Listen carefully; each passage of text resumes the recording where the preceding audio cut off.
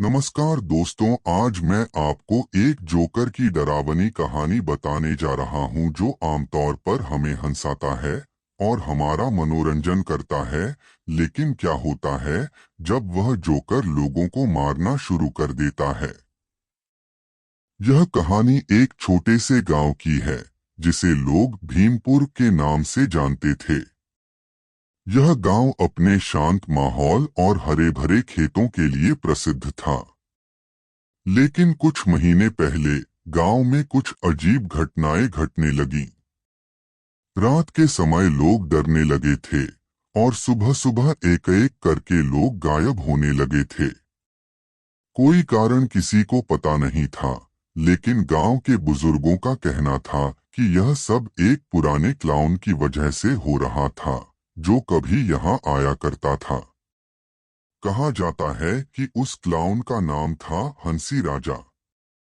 वह किसी पुराने मेले का हिस्सा था जो कभी गांव में आयोजित हुआ करता था। लोग उसे पसंद करते थे। उसकी हंसी और मस्ती में कुछ ऐसा था जो सबको आकर्षित करता था।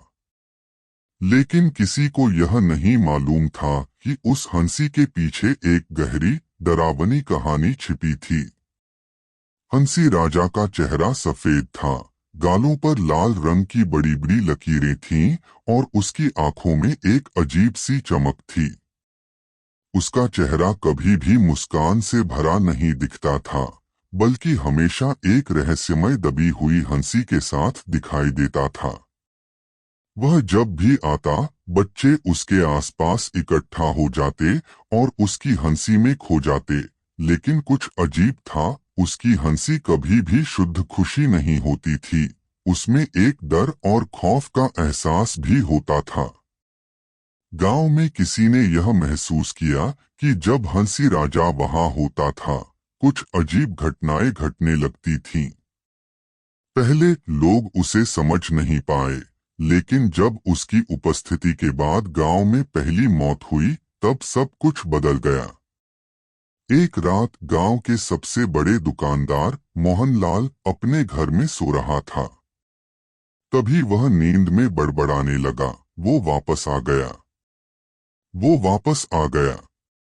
किसी ने इसका कोई मतलब नहीं निकाला, लेकिन अगली सुबह मोहनलाल का शव गांव के पुराने खंडहर में पाया गया। उसकी आंखें खुली हुई थीं और उसके चेहरे पर वही डरावनी हंसी थी जो हंसी राजा के चेहरे पर हमेशा रहती थी। उसके पास एक गुड़िया पड़ी थी जो उसी रंगीन वेशभूषा में थी जो हंसी राजा पहनता था। यह देखकर गांव के लोग घबराए और उन्होंने सोचना शुरू किया कि कहीं हंसी राजा का कोई काला जादू तो नहीं था। समय के साथ और लोग गायब होने लगे। कुछ लोग कहते थे कि उन्हें रात के समय अजनबी हंसी सुनाई देती थी और अगले दिन उनका कुछ पता नहीं चलता था। धीरे धीरे गांव के लोग हंसी राजा से डरने लगे, लेकिन इस डर के साथ साथ उनकी जिज्ञासा भी बढ़ी कि वह आखिर कौन था और क्यों लोगों को मारता था। गांव में अब कोई भी रात को बाहर नहीं निकलता था। एक दिन गांव के सबसे बहादुर लड़के राघव ने ठान लिया कि वह इस रहस्य का पता लगाएगा। राघव का मन कह रहा था कि यह सब हंसी राजा की वजह से हो रहा था और उसे यह जानना था कि उसका असली उद्देश्य क्या था। उसने तय किया कि वह रात के समय खंडहर में जाकर पता लगाएगा कि क्या सच में हंसी राजा था या कुछ और था। राघव रात को चुपचाप खंडहर के पास पहुंचा। वहां सब कुछ खामोश था और दूर दूर तक कोई भी नहीं था। लेकिन तभी उसे सुनाई दी वही खौफनाक हंसी जो रात को अक्सर सुनाई देती थी। यह हंसी धीरे धीरे पास आती जा रही थी। राघव का दिल धड़कने लगा, लेकिन उसने अपने डर को काबू में रखा और खंडहर में दाखिल हो गया। खंडहर के अंदर अंधेरा था और कहीं से भी कोई आवाज नहीं आ रही थी।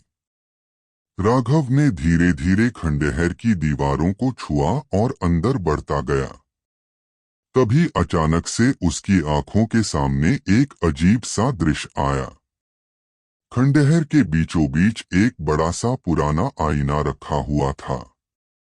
उस आईने में हंसी राजा का चेहरा नजर आ रहा था, लेकिन यह वह हंसी राजा नहीं था जो लोग देखते थे। इसका चेहरा उतना ही डरावना था जितना लोग कहते थे। उसकी आंखों से खून बह रहा था और उसकी हंसी अब एक दर्दनाक चीख में बदल गई थी। राघव का दिल जोर से धड़कने लगा। वह समझ गया कि हंसी राजा सिर्फ एक भूतिया क्लाउन नहीं था, बल्कि वह एक शापित आत्मा था जो किसी पुराने काले जादू के प्रभाव में था। वह आत्मा अपनी हंसी के साथ लोगों की जान ले रही थी और उसके पीछे एक बहुत बड़ा रहस्य था। लेकिन राघव को समझ में आ गया था कि अगर उसे इस डर से छुटकारा पाना है तो उसे इस आत्मा को शांति देना होगा। जैसे ही उसने आईने के पास कदम बढ़ाया, अचानक हंसी की आवाज और तेज हो गई।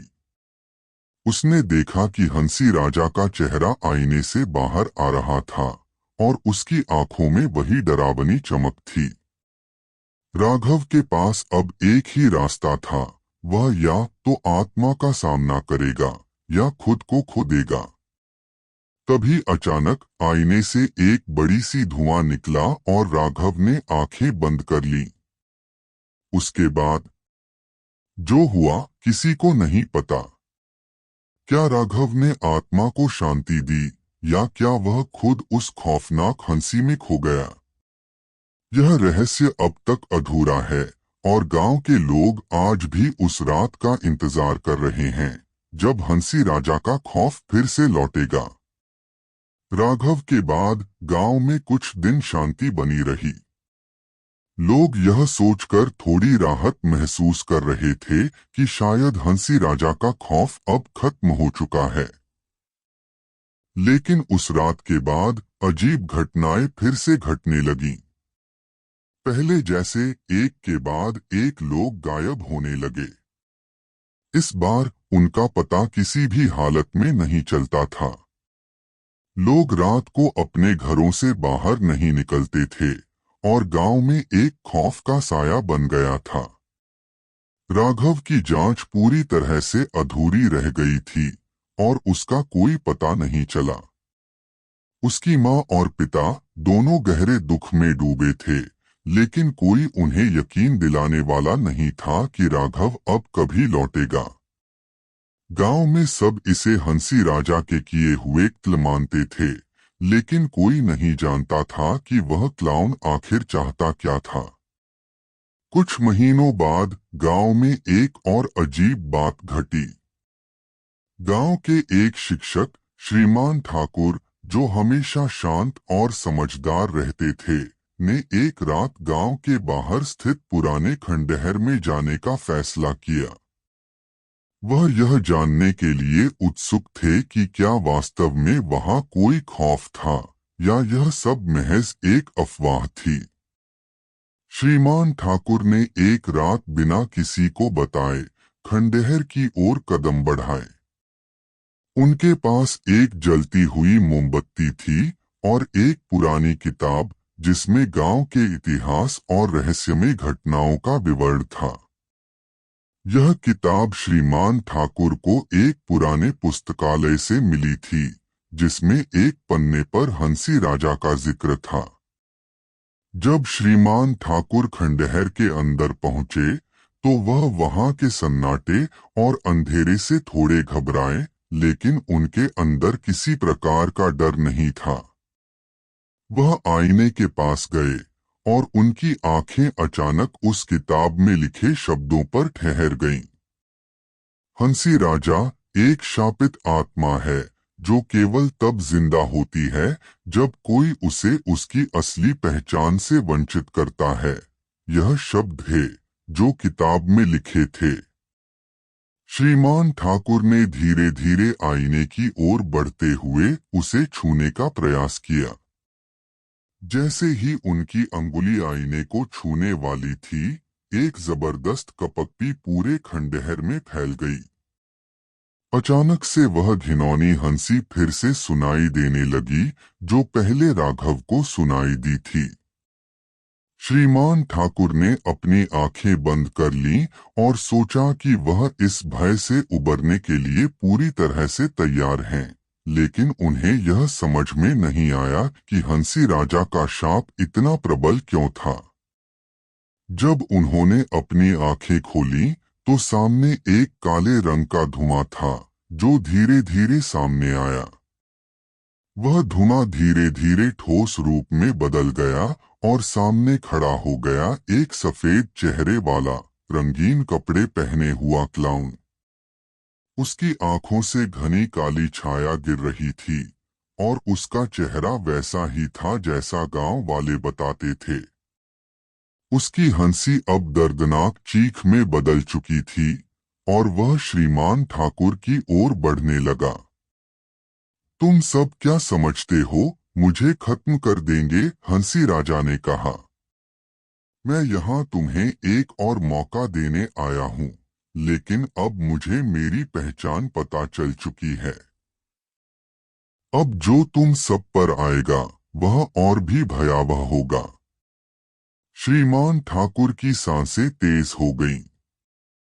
वह जान गए थे कि हंसी राजा केवल एक भूतिया आत्मा नहीं था। वह एक जादुई प्राणी था, जिसे अपने असली रूप से पहचानने की जरूरत थी। वह शापित आत्मा थी, जो हर समय नए शिकार की तलाश में रहती थी। फिर अचानक हंसी राजा की हंसी एक बार फिर बंद हो गई और एक गहरी चुप्पी फैली। श्रीमान ठाकुर के सामने एक और दृश्य उभरा। वह खुद को आईने में देख रहे थे, लेकिन आईने में वह खुद नहीं था। आईने में वह एक बच्चे के रूप में था और उसके पास वही रंगीन गुड़िया थी, जो हंसी राजा के पास पहले पाई गई थी। यह क्या है? श्रीमान ठाकुर ने डरते हुए पूछा। यह क्या हो रहा है? हंसी राजा का चेहरा अब और डरावना हो गया। उसकी हंसी अब रुक गई थी और उसकी आवाज गहरी हो गई। यह वही है जो तुम नहीं समझ पाए। मैं उस समय से जीवित हूँ, जब एक बच्चे ने मेरे चेहरे पर हंसी के रंग भरने की कोशिश की थी। अब मुझे तुम्हारे जैसे और शिकार चाहिए। तुम्हें मेरी पहचान और मेरी ताकत का एहसास नहीं है, लेकिन तुम जल्द ही जानोगे। तभी श्रीमान ठाकुर के हाथ से मोमबत्ती गिर गई और चारों ओर अंधेरा छा गया। वह कुछ नहीं देख पा रहे थे, बस हंसी राजा की खौफनाक हंसी सुनाई दे रही थी। क्या श्रीमान ठाकुर हंसी राजा के शाप को तोड़ पाएंगे या वह भी उसकी अगली शिकार बन जाएंगे? क्या हंसी राजा को अपनी पहचान मिलेगी या वह हमेशा के लिए शापित रहेगा? यह सवाल अब तक अनुत्तरित हैं और इस डरावने रहस्य की परतें अब भी गहरी होती जा रही हैं। अंधेरा और भी घना हो गया था। श्रीमान ठाकुर की आंखों में डर और घबराहट के साथ साथ एक अजीब सा साहस भी था। वह जान चुके थे कि हंसी राजा कोई सामान्य आत्मा नहीं है, बल्कि वह एक शापित प्राणी है, जो कभी एक इंसान था और उसकी आत्मा अब भी किसी जादुई शक्ति के प्रभाव में जी रही थी। हंसी राजा ने जैसे ही एक और कदम बढ़ाया, श्रीमान ठाकुर ने खुद को संयमित करने की कोशिश की। हंसी राजा की हंसी अब तेज हो गई थी और वह धीरे धीरे श्रीमान ठाकुर की ओर बढ़ रहा था। लेकिन श्रीमान ठाकुर के मन में एक विचार आया, क्या यह केवल एक भूतिया प्राणी है या उसकी शक्ति किसी गहरे पुराने शाप का परिणाम है? अगर वह इस शाप को तोड़ने में सफल हो गए, तो क्या हंसी राजा को शांति मिल सकती थी? श्रीमान ठाकुर ने अपनी किताब को खोला और उसके अंतिम पन्ने पर लिखी एक लाइन पर ध्यान दिया। उसमें लिखा था, जो अपने डर को पहचानता है वही उसे पराजित कर सकता है। यह लाइन उसे अजीब लगी, लेकिन तभी उसे एहसास हुआ कि यह शायद वही तरीका हो सकता है जिससे हंसी राजा को शांति मिल सके। उन्होंने हिम्मत जुटाई और हंसी राजा से कहा, तुम केवल एक शापित आत्मा हो और तुम्हारी शक्तियां तुम्हारी पहचान से जुड़ी हैं। तुम्हारी असली पहचान क्या है, हंसी राजा? हंसी राजा की हंसी एक पल के लिए रुक गई। उसकी आंखें गहरी हो गईं और वह कुछ बोलने की कोशिश करने लगा। फिर उसने धीरे से कहा, मैं कभी एक आदमी था, एक साधारण आदमी, लेकिन मेरे भीतर जो अंधकार था वह मुझे इस रूप में बदल चुका है। जब मैंने दूसरों को हंसी की शक्ल में दर्द दिया, तब मैंने अपनी आत्मा को खो दिया। अब मैं अपने डर और दर्द में बसा हूँ और इस दर्द को दूर करना चाहता हूँ। श्रीमान ठाकुर ने उसकी बातों को ध्यान से सुना। अब वह समझ गए थे कि हंसी राजा को अपने असली रूप को पहचानने की जरूरत थी। अगर हंसी राजा अपनी पहचान स्वीकार करता तो शायद वह शांति पा सकता था। तुम्हारी हंसी का दर्द केवल तुम तक ही नहीं, पूरे गांव तक फैल गया है। तुम जितना दूसरों से डरोगे उतना ही अधिक तुम्हारा दर्द बढ़ेगा। श्रीमान ठाकुर ने एक गहरी सांस ली और कहा, तुम्हें अपने अतीत को स्वीकार करना होगा ताकि तुम इस शाप से मुक्त हो सको। हंसी राजा के चेहरे पर एक असमंजस का भाव था, जैसे वह खुद से लड़ रहा हो। उसका चेहरा पहले जैसा डरावना और भयानक था, लेकिन अब उसमें कुछ बदलाव आने लगा। उसकी हंसी की आवाज धीमी पड़ने लगी। उसकी आंखों में डर और पछतावा साफ दिखने लगा। क्या तुम मेरे असली रूप को देख पाओगे? हंसी राजा ने पूछा। क्या तुम मुझे मेरी पहचान दे सकोगे? श्रीमान ठाकुर ने धीरे से सिर हिलाया और कहा, तुम्हें अपनी पहचान स्वीकारनी होगी और तभी तुम शांति पा सकोगे। तुम वही हो जो तुमने खुद को बनाया है। हंसी राजा की आंखों से आंसू बहने लगे। उसकी हंसी अब पूरी तरह से रुक गई थी और उसने अपना सिर झुका लिया। अचानक खंडहर में एक तेज रोशनी चमकी और हंसी राजा का रूप बदलने लगा। उसका चेहरा धीरे धीरे सामान्य होने लगा और उसकी सफेद त्वचा, रंगीन कपड़े और भयानक आंखें गायब हो गईं। श्रीमान ठाकुर ने देखा कि अब सामने एक साधारण आदमी खड़ा था, जिसका चेहरा उदास था और उसकी आंखों में पछतावा और दर्द था। हंसी राजा अब एक इंसान था, न कि कोई शापित आत्मा। उसने धीरे से सिर उठाया और कहा, अब मुझे शांति मिल सकती है। तभी खंडहर में एक हल्की सी हवा चली और हर तरफ की खौफनाक गूंज थम गई। हंसी राजा का रूप अब पूरी तरह से बदल चुका था। उसकी आत्मा ने शांति पाई और वह धीरे धीरे गायब हो गया, जैसे वह कभी था ही नहीं। गांव में शांति का माहौल लौट आया। लोग धीरे धीरे बाहर निकलने लगे और सभी ने राहत की सांस ली। हंसी राजा की कहानी अब एक याद बन चुकी थी, जिसे लोग भविष्य में डर और श्रद्धा से याद करते थे। लेकिन श्रीमान ठाकुर जानते थे कि हंसी राजा का शाप केवल एक रूप था, जो कभी भी वापस लौट सकता था, अगर किसी ने फिर से उसकी पहचान को न समझा। इस डर के साथ वह गांव छोड़कर चले गए, ताकि इस भयावह अनुभव को भुला सके, लेकिन इस घटना के बाद से गांव में एक बात हमेशा याद रखी गई, अपने डर का सामना करो, क्योंकि वह तुम्हारी ताकत बन सकता है। तो दोस्तों, यह है कातिल जोकर की कहानी। आशा है आपको वीडियो पसंद आएगा, और अगर वीडियो पसंद आए तो वीडियो को लाइक करें और चैनल को सब्सक्राइब करें।